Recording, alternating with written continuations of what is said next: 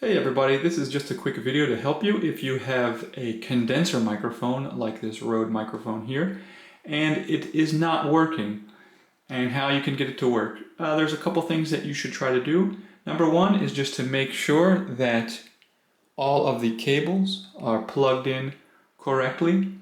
And number two, and this is probably the most common error, is that your condenser microphone will not work without external power. They call it phantom power. So where you have it plugged in, this is a PreSonus AudioBox i2. You'll see a button here and it says 48 volts. If this is not on, then the phantom external power will not make the microphone work.